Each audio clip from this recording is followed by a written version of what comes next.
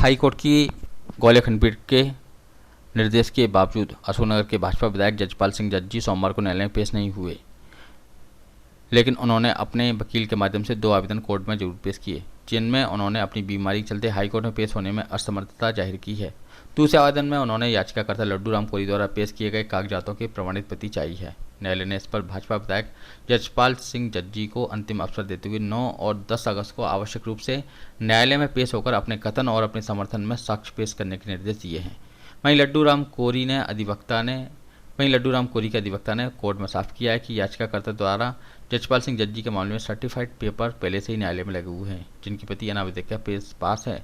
जबकि दूसरे आवेदन में उन्होंने अपनी ओर से मांग की है कि यदि 9 और 10 अगस्त को भाजपा विधायक जजपाल जज्जी न्यायालय में पेश नहीं होते हैं तो उनके कथन और साक्ष्य के अवसर को खत्म किया जाए। इस पर न्यायालय ने अपना फैसला सुरक्षित रख लिया है। गौरतलब है कि पहले कांग्रेस और फिर भाजपा से अशोकनगर से विधायकों ने जजपाल सिंह जज्जी ने आज सीट पर खुद को नट जाति का बताते हुए चुनाव लड़ा था। वे 2018-2020 दोनों में ही चुनाव जीते थे, लेकिन उनके निकटतम प्रतिद्वंदी रहे तत्कालीन भाजपा प्रत्याशी लड्डू राम कोरी ने जजपाल सिंह जज्जी के जाति प्रमाण पत्र को फर्जी बताते हुए उनके निर्वाचन को शून्य घोषित करने की मांग की थी। इसके लिए उन्होंने हाईकोर्ट में एक चुनावी याचिका पेश की है, जिस पर पिछले दिनों 1 अगस्त को न्यायमूर्ति सुनीता यादव ने उन्हें 7 अगस्त से लेकर 10 अगस्त के बीच अपने कथन और साक्ष्य प्रस्तुत करने के निर्देश जारी किए थे।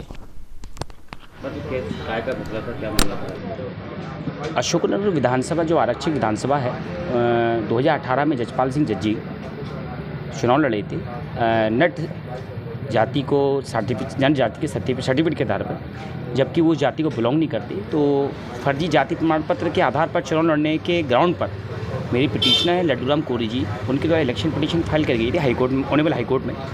उस पर से प्रीवियस डेट 1/8/2023 को ऑनरेबल जस्टिस श्रीमती सुनीता द्वारा ऑर्डर दिया गया था कि 7 अगस्त से 10 अगस्त तक respondent Jajpal Singh ji positively appear रहें और एविडेंस कराएं। आज जजपाल सिंह जज्जी द्वारा अपने द्वारा अभिभाषक एस गौतम के माध्यम से 2 एप्लीकेशन मूव करवाई।